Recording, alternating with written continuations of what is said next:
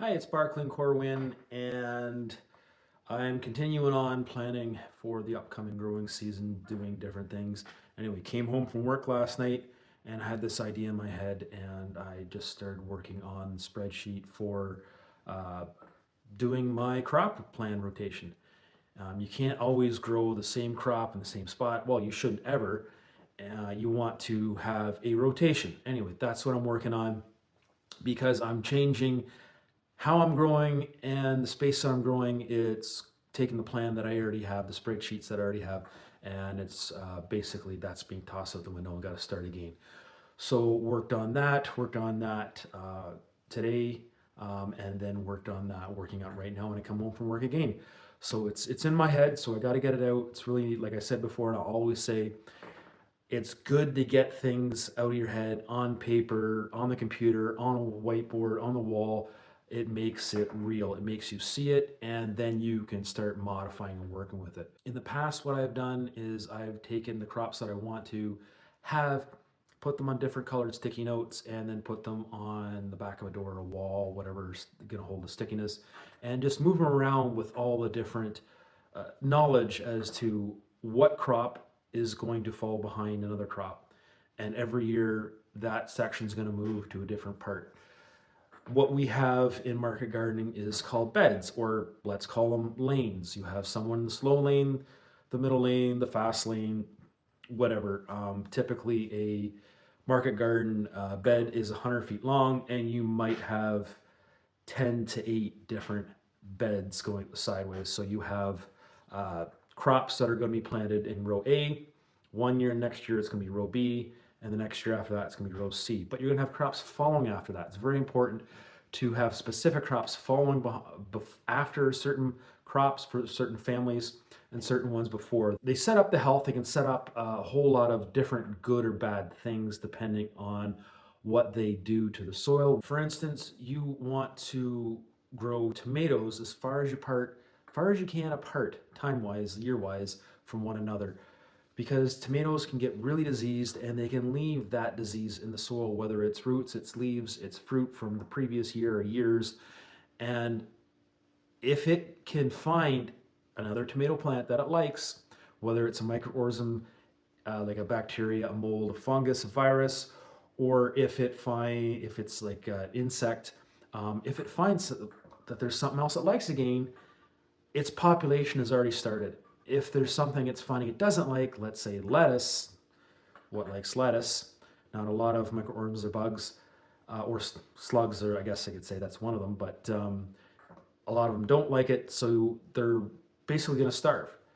They're not going to have what they want, so there's nothing there to support that population growth, so they can jump out of the soil in the spring and go, yes, we're going to go back to the way things were.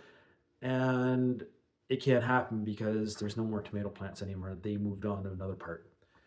But when you get a bug or insect like the Colorado potato beetle, it will actually fly. And I have tried growing potatoes on the farm in different spots that had never grown potatoes ever. And within the second year, there is Colorado potato beetles there. They somehow sniff it out. They will fly, they'll find it, and all it takes is 2 of them. Next thing you know, you got eggs, and next thing you know, you have all these little ones that are wandering around eating your leaves of your plant. I've had plants that have almost been totally defoliated, and then they grow their hard shells, and then they start mating, breeding, making more eggs and more little ones as well. So it's a never-ending cycle with some of those bugs. But you don't want to do that. That's why you always want to rotate. You can look at it as a circle. You're coming back to that spot that you started at again. I look at it kind of linearly, and then it kind of jumps back, everything's moving over, and then when one piece comes to the end, it comes back, comes back, comes back, comes back. I look at it at doing it that way. So I like to do it on a spreadsheet. I could do it with sticky notes still, but I like to do it with a spreadsheet. So that way it's easy to print off, and it's something I can save. And if one computer dies, I just take the memory stick, plug in another, and I still have it saved. But there's certain knowledge or certain rules that you should follow, and I have been I have been using these 2 books. The Market Gardener by Jean-Martin Fortier, and the New Organic gardener by Elliot Coleman. Elliot's down in New Hampshire, Vermont area, and Jean Martin's just outside of Montreal. There's a lot to be said about using other people's knowledge, and these fellows, they train a lot of other market gardeners, and they teach a lot of people, not just through books, but people actually coming to their farms, working with them, and understanding their system. So I've gone through both of these again, haven't touched these in a handful of years, and tried to glean the knowledge from them, and trying to set up the new crop rotation, a crop plan that I want to have. So the first thing I have to figure out is how much crops I want, and then what areas am I gonna, want to grow them in? Because I have several different gardens, and I'm not going to have all the gardens growing the same thing. If the garden's far away from the buildings, I don't have to worry about. So I want to have. Sorry, if the gardens are far away from the buildings, they're not going to get a lot of water, not going to get a lot of my same attention. So I want crops that they're going to grow. I can leave them, like beets, like garlic, weed them, water them when I need be, and they're okay. And they can handle things on their own. They're not going to be like flowers that constantly need to be tended to, or peppers or tomatoes that constantly need to be tended to. Tomatoes, you're constantly trimming them. Peppers, you should be trimming them as well. Flowers, you need to be constantly cutting them and helping them with weeds and other things. Where like weeds, with beets, you can just do it, every couple of weeks. Garlic, hopefully you have that mulch so the weeds can't come through. So I leave them in certain spots. And hot peppers are another thing. They don't need a lot of water compared to sweet peppers. So I can leave them at the far end of the farm, away from the buildings, so they don't get as much moisture if they don't need to. All they really need is heat. And I find that the hotter the season is, the hotter the pepper is, whatever the variety. Actually, before I show you what I'm doing, I should tell you that I put everything into my plan as by family. I'll have a certain row, and that will be a crop family. And usually that is cabbages family, or brassica family, which is cabbages, broccoli, kale, and Napa cabbage. It's another cabbage, or pak choi. I'll have the carrot family, which could include carrots, but it's also a root crop, so I'm looking at that too, because root crops usually suffer from the same insects and diseases. So I might have beets growing with my carrots. I might have radishes growing with my carrots, even though they're different families. There is also the nightshade family, which is tomatoes, peppers, eggplant. You want to expand that. They have their distant cousins, tobacco and potatoes, which actually don't work well with them. It's an angry family. You have also the family of squash. You have squash. Did I say onions? Onions, leeks, garlic. Celery is related to carrots, but I'd like to have celery. I'm trialing this out and it's working. Celery with my onions. If there's too much water and the onions can't handle it, celery is a swamp vegetable. It will take it. What else do I have? My leafy greens, lettuce, spinach, arugula. So they're different families, but they don't take a lot of nutrients, and they're really leafy, so they have really similar growing conditions and moisture conditions. Because of that, they're not going to be needing the same amount as other ones. And I think the last family is legume family, so beans and peas. So beans and peas, beans can be considered a moderate feeder and moderate need for fertilizer and nutrients. Peas can be considered light, same as kale, which is in the cabbage family. Broccoli needs a lot as a cabbage family member of nutrients, but kale not so much. So there's a lot of tightrope you're trying to find, because something that affects, we'll stick on the nutrients. Typically, you want to have something that's a heavy nutrient feeder, or a heavy feeder as we call it.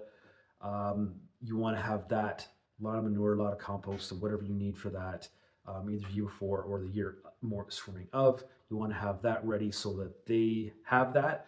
If they don't need their light feeders, you don't have to fertilize that area. It's probably actually best for something like carrots and beets that you don't heavily fertilize or moderately fertilize a certain area, or with compost, manure, or whatever, because that'll actually be too hard on the crops. The crops art evolved for that. Also, you don't want to have, say, broccoli and then the next year have kale or cabbage, because the same insects, the same microorganisms will bother them. And like I was saying earlier, if they're there at the end of the season, they will be there at the beginning of the season, and you want them to starve. You don't want them to be, finding that their favorite food's right there. So it's a tightrope of what you trying to figure out. And I don't have, sweet corn. I don't have potatoes in certain areas, so I'm not following those books word for word, but let me show you what I am working on. So I have made a whole new spreadsheet, and I've got the plots, I've got the sizes, and I've got the different crops. And I like to use colors because it helps. If I'm missing words, I can see the colors and it helps point things out to me. You can see different plots. I'm just going to put cover crops in. That's what the CC means. Don't worry about the page one thing. That's just, if I'm going to print it, I don't know why it does that. A lot of cover crop going in. Some areas I might just plant certain things. And yeah, some areas I'm just totally giving up. They're hard to water. And this is just my display garden. So this is only, each little cell or group here is going to be 6 feet by 15 feet. So these are not very big. This is a very small garden, just along the laneway, so people driving in or kilometer long laneway can get a glimpse of what I'm doing. And this is something I'll talk about in a bit. Corner plot, totally giving it up. It's all going to be cover crop again. And then this is just a big plot that I will talk about later that kind of, leaves on its own. But this are my main two. These are by the buildings. They can be irrigated, and I can easily step out of the buildings and harvest them in no time. I don't have to take a vehicle out or anything. And basically what the plan is to go this way with the whole rotation. And because this is a triangle, this is a rectangle, because this is a triangle here, and I've showed that in the last video, I am adding up the longest side and the shortest side, and the second longest side with the second shortest side, third longest side with the third shortest side, to try to get the same footage. This is only about 120, 130 compared to 140, 145 over here, but try to have the same. So that way I'm trying to grow the same thing every year. As everything goes down, everything goes this way with the rotation plan. And you can see I have cabbage. That's actually supposed to be green. It's not showing up green, but it's supposed to be green. I have cabbage family in 2 different ones. I have tomatoes in 2 different ones. And I've got other things here, I'm trying to follow different rules. So one rule I'm trying to find is alternating a light with a heavy, and it's really, really been hard. And then also alternating bare soil with covered. These are covered. So if I have covered soil one year, they're weed seeds, they've tried to germinate and they got into the plastic, they can't grow. So the next year, hopefully the weed seeds aren't there as much and it's covered. Hopefully weed seeds blowing from somewhere else don't come into them. So the next year, the plants that have trouble competing with the weeds like lettuce, arugula, carrots, radish, beets, they really don't have a lot of foliage to compete with weeds. Hopefully that they can do a lot better. Also, there's rules from the books, as I was mentioning. And I've been trying to follow these to make this work. And the main thing I've started out with is trying to have the tomatoes and the peppers the farthest they can be apart. So 1, 2, 3, 4, 5 years apart. 1, 2, we turn again, 3, 4, 5 years apart.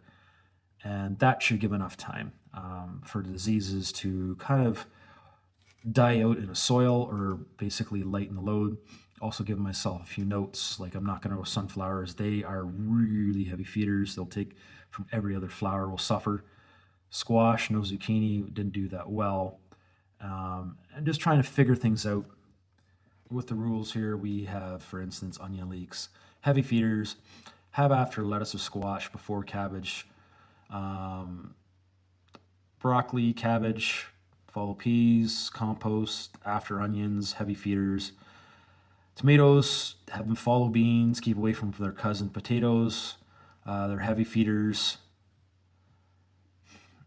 Beans follow root crops. Root crops follow squash, potatoes. Squash, after potatoes, needs a lot of compost. Cucumber, heavy feeder. Lettuce, light feeder. Radishes, need some fertility to it. Arugula, light feeder.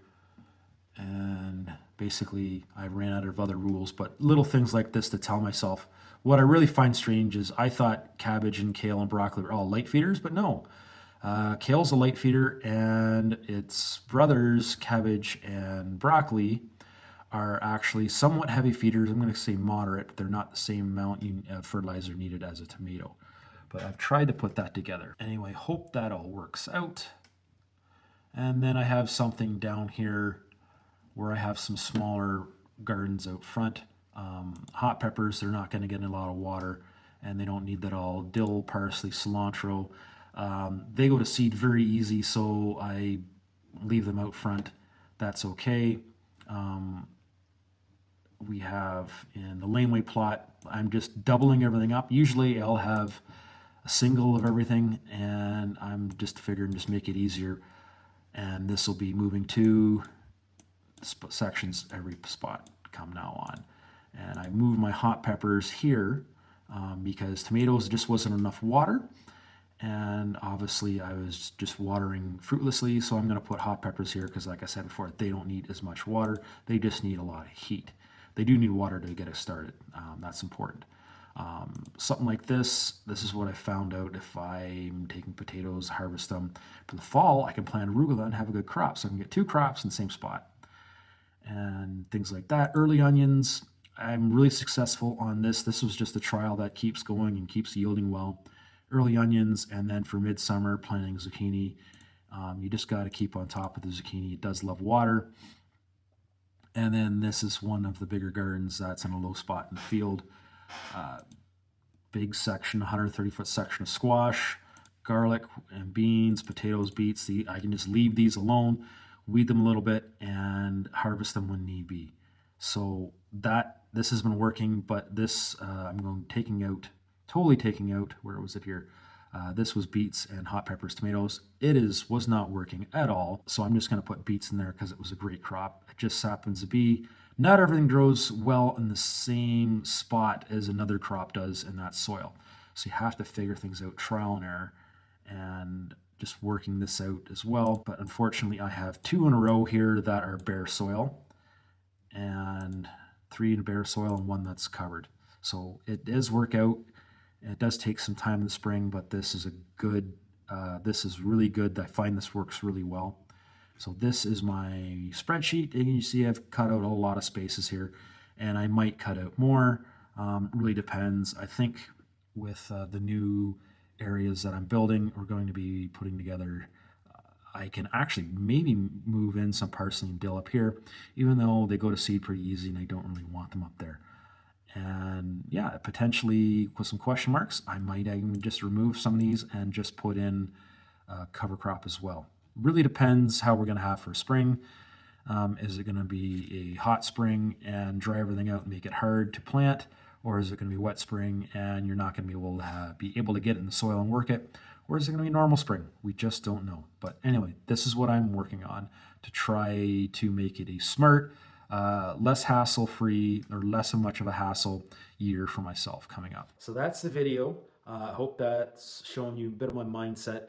I am trying to make this work as best as I can. I have had a heck of a time with microorganisms, a heck of a time with lack of nutrients. I've had a heck of a time with the pH level of the soil in certain areas, and that's why for certain things I will use elemental sulfur in the spring so that the microorganisms work on that so that they can make the soil a little more acidic. I want to try to be smart with what I'm doing and make my time worthwhile, make my crops worthwhile, so I am basically able to supply my customers with what they need. I think it was 2021 or 2022, maybe it was 2021. There was a heck of a drought, And I actually had to buy vegetables in from other growers because I just couldn't grow enough. It just could not water enough, and it was really difficult. And it was embarrassing at the same time too. And that's why I have been doing a little bit of over planting and overgrowing, because I don't want to have that happen again. But I am getting smart at the same time, and that's leading to some bigger yields, which I don't have to have anymore. And that's little part of the reason why I'm contracting all the areas I'm growing to areas that I can control more, and that way I'm not going all over the farm, um, working on this plot, working on that plot, and be a little more economical with my time, energy, and attention span. And that way I can hopefully have a better crop without running myself ragged. So thanks for watching, and I hope if you are gardening, you took a little something away from this, of what we're doing. Because I am doing a farm share or CSA or veggie box, I'm growing about 40 different things. So I really have to work on this. Whereas if you have a big commercial grower, that's doing vegetables, and they maybe, let's say someone's doing field vegetables, not a greenhouse. Let's say they're doing peppers and squash. They're only going to do a handful of different things for their rotation because they have a certain focus. There's a fellow called Potato Ty from BC that I follow on social media. Awesome guy, great education person, great speaker on what he does with potatoes. They grow potatoes and squash, and I think a grain in their rotation. They don't have a big rotation. They don't have all the crops that I have that I'm trying to sell. Their focus is potatoes, and they have squash following that as well to work on having something else for the ground.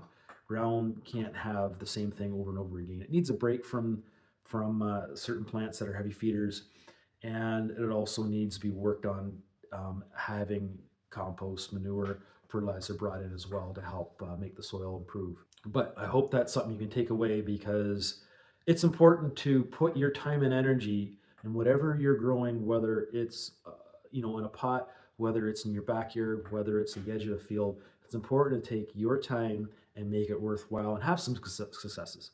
Not everything has to be a success, but I feel you do have to have some successes in what you do in order for you to want to do it again.